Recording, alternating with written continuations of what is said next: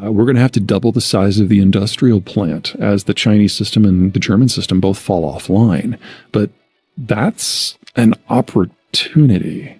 You double the size of the industrial plant. Obviously, that's inflationary. But at the other side, you're building things at home using local resources and local workers. You're using less energy and less water. It's cleaner. You're selling to locals, and your supply chains are simpler and safer and shorter, and you're largely become immune to shocks beyond the horizon. This is a good challenge. It won't be easy, but to be perfectly blunt, we've done it before. We can do it again. With the inflation, I don't want to come across as a partisan here, but the Inflation Reduction Act, while from an inflation point of view, is ridiculous. There's nothing about that addresses inflation. It did put together a nationalist economic policy that we probably did need in terms of pushing the reindustrialization on some specific sectors. It'll probably be the first of a series of things that are coming.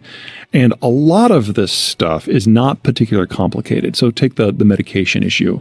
It's 1950s technology for the most part. The medicines that we import from China and India are not the biologics or the cutting edge stuff or the cancer drugs.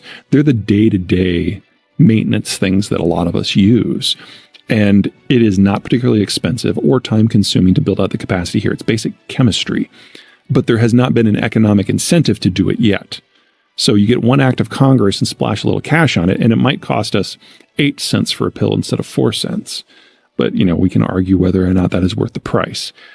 You get into more sophisticated manufacturing, and it kind of does this weird split.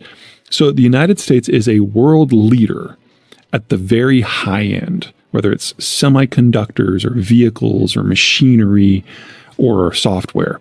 But we're also a world leader on the low end if it's input intensive, so energy products and food products, fuel, processed foods.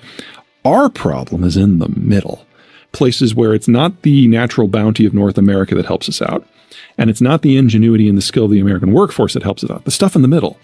To be perfectly blunt, for that, we've got Mexico, and they're great at it. The American-Mexican trade relationship is already the largest in the world, and they're going to be our largest trading partner moving forward for at least the next 30 years, probably a lot more. Are there hiccups? Oh, yeah, plenty of hiccups. Well, I'm sure you're paying attention to the cartel wars that are going on right now. Yeah, it would be so much better if Americans did not like cocaine. The health studies that I have seen suggest that that is not the way forward. But do you really think that it would change the consumption? Oh, it would definitely alter the consumption. How, I don't know. This is not something I'm an expert at. But most of the people that I've seen who have done the assessments suggest that any gain in terms of law enforcement and criminal activity would be lost in terms of work days and sickness. So from a purely economic point of view, at best, it looks like it might be a wash. And see, that's the problem. When you ask people why they're taking what drug, to say that if cocaine was immediately available, that they'd stop taking fentanyl, I don't know. But they're not taking fentanyl on purpose. Oh, you're talking about the stuff that's cut in. Fentanyl deaths is cut. Like cocaine, fentanyl deaths are very high. Well, then you're talking about a regulatory issue. And just keep in mind that whenever you move something in from an illegal to a regulatory point of view, there is how should we call this? An adjustment process. So I live in Colorado now, which was the first state to legalize pot. And what we discovered was that, yes, you solve some problems and you bring a lot of money in for the government, but it has criminalized a lot of economic activity in Colorado with pot. It's still controlled from a financial point of view at the federal level. Mm-hmm. So banks won't touch it. So all the pot dispensaries have a walk-in safe where they keep all the cash. Yeah. So the Federal Reserve is like, this is a theft issue. This is a security issue. We can't allow this to happen. So what we're going to do is we're going to hire out a bunch of armored cars and trucks, and we're going to send these to these pot dispensaries after hours.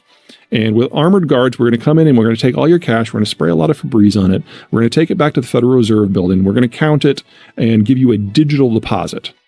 The Sinaloa cartel is like, whoa. Let me get this right. The Federal Reserve of the United States of America is now in the business of money laundering. Count us in. And so now they are laundering their money through the pot industry of Colorado. And it's generated just a different problem. I think the mafia is a great example for why you shouldn't look for the silver bullet. Because yes, that in the 1920s during Prohibition was one of the big reasons it got going. But the mafia didn't waste any time in diversifying, and neither of the cartels. So one of the many problems in Mexico today is that the cartels have diversified. They've gotten into cargo theft and kidnapping and avocados and limes and real estate and local government. And criminality is always going to exist. Now, the attractiveness of gutting them of some of their primary income, should we look at that? Of course. But it's not so simple as removing one and it just all stops. Because, I mean, these are things that are obviously legal. Right. But the cartels have found a way to take it over and make it their own. Mexico is, to be perfectly honest, really early in this process. The challenge we're seeing in Mexico right now is that the air quotes, good cartel, the one that saw drugs as a business, is being broken up. If you remember El Chapo. That's the good cartel? Yeah, remember El Chapo, Sinaloa cartel? Yeah. He thought of himself as a Korean conglomerate president.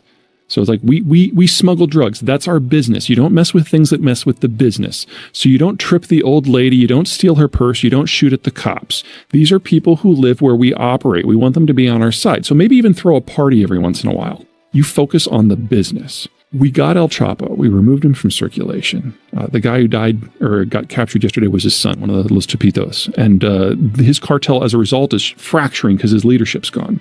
The replacement cartel is Jalisco New Generation. They're led by a former Mexican military officer who thinks that rather than don't shit where you sleep so that the people on your side, whenever you move into a town, you shoot it up.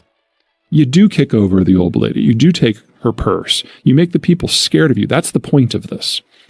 Drug running is a side gig.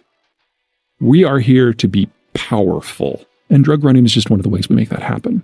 And he has taken the fight to every cartel and the Mexican government. And they're in the process of trying to break into the United States. El Chapo and the Sinaloa became the largest drug trafficking organization in America under the Obama administration. And one of the reasons our birth rate went down so far so fast is they basically either co-opted or killed American gangs. So they killed the people who were doing the killing. Not a lot of Americans got killed after that. All of the other cartels control the access points to the United States. But Jalisco New Generation now is challenging every single one of them, trying to break through. And if they do, and they bring their business acumen, if you will, north of the border, they're going to start killing white chicks named Sheila in Phoenix. And then we're going to have a very different conversation in this country about the drug war and about trade with Mexico. So when you say that they've killed the gangs, like in what way? Well, that's because they're not there to the same degree. So the Sinaloa, they co-opted the Hispanic gangs, especially the Mexican gangs, because there wasn't a language barrier there. And they really targeted and gutted a lot of the African-American gangs. They took over drug smuggling and distribution from them to deny them income, and then they just shot a lot of people. That happened during the 2000s. It was pretty much completed by the time we got to 2013. Yeah. Look at the violent crime rates in the United States. They've been trending down really significantly since about 2004. And the drop from 2004 to roughly 2014 was amazing.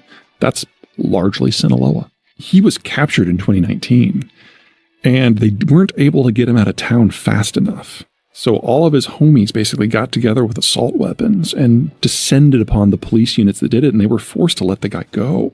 Yeah, I remember that. This time, they were able to get him to the airport fast enough, and he's already in Mexico City.